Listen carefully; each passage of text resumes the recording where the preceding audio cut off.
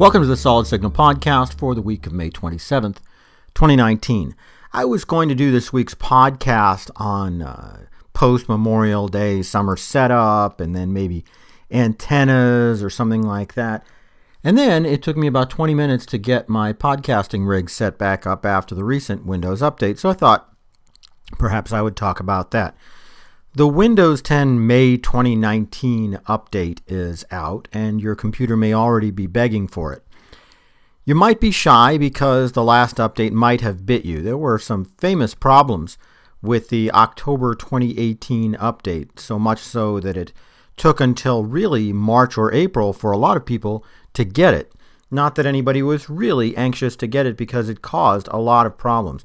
I was one of the early adopters of that update, and it totally killed my Bluetooth, which led me to go back and forth a couple of times trying to upgrade it, not upgrade it, and use different setups and things like that, because I actually do use Bluetooth with my PC. It's actually what runs my mouse, so you can imagine that this was a bit of a problem. I'm pleased to say that the 2019 May update, or March update they might be calling it, I'm not sure, is much better. It didn't completely kill my computer, but it has taken about probably 5-6 hours over the last couple of days to get things back the way that they were. I would say that if you're having problems with the Windows update after you install it, don't give up right away. I found that pretty much all of my problems could be solved by reinstalling whatever it was that didn't work. I will say that certain Outlook extensions didn't work and needed to be reinstalled. This microphone that I'm using needed to be reinstalled. I didn't have Bluetooth problems this time, which was great because I could actually use my mouse. But I did have several other problems with my production computers, and I would urge you to simply try reinstalling because that has proved successful for me for every single thing that I've tried. A better question is, should you update to the latest version of Windows 10? That's hard to say. Microsoft has moved to this twice yearly free update model for Windows, and it's worked for them for the most part, except for the last one, which was really kind of tragic. But every time that they update, they bring you less and less when it comes to features and functions. There are two features that you might like, depending on what version of Windows that you have. And I would say one of them is a game changer if you can get it, and one of them is, I guess, for lack of a better term, cute. Talking about the cute one for a second, it's called Light Mode.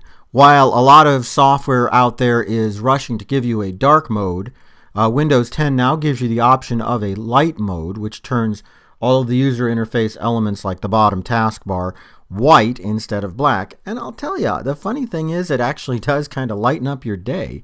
I kind of poo-pooed it because I thought, all right, well, what's the point? But the truth is I kind of like it. I didn't realize how dark I felt Windows 10 was being, and how I really kind of enjoyed switching to a light mode for a little while. The nice thing is it's very easy to switch back and forth and doesn't seem to cause lasting problems. So I think that you'll like that. The second more important upgrade only applies to those with Pro or Enterprise versions of the software, and also to people who have a little bit more expensive PCs. If you've got mostly some Core i5s, I think, but mostly Core i7 and i9, anything that will support virtualization, there's a new feature called Windows Sandbox, which basically pops up a clean installation of Windows on which you can do anything that you want, install any software that you want, test it out, and then when you close it, the whole thing just goes away.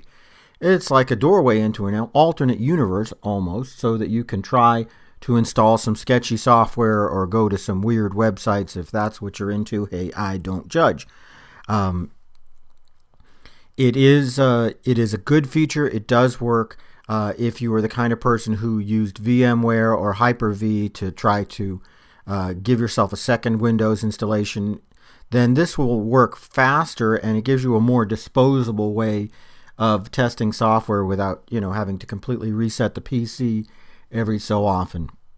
I highly recommend that if you're able to run it. Again, some Core i5s, most if not all Core i7s and i9s will have this capability.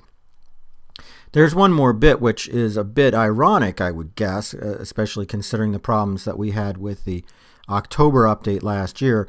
You can now pause updates a lot more easily.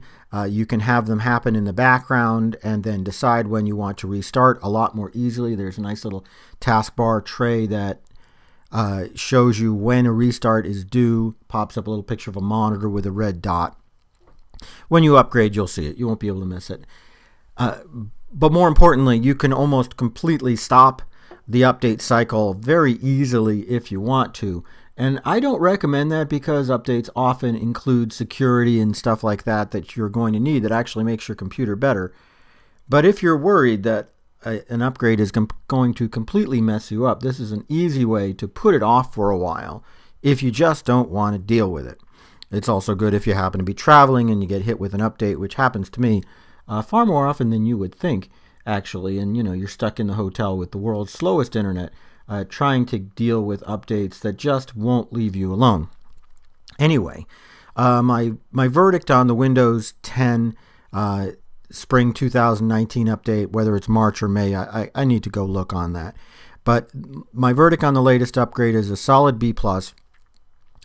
Doesn't break a whole lot of things. The things that it does break are easy to fix, which is good. But on the other hand, nothing earth-shattering here, folks. If you like the way that things are, just continue with the updates that you have. I'm sure Windows will continue to support your current version of Windows 10 for at least a year. So if you're worried about it, don't. Just take your time, unless you're just a real sucker for light mode or for Windows Sandbox or being able to pause updates. That's about it for me on the Solid Signal podcast. I'm going to go and try to see what else is broken. Have a great week, and I will talk to you again soon.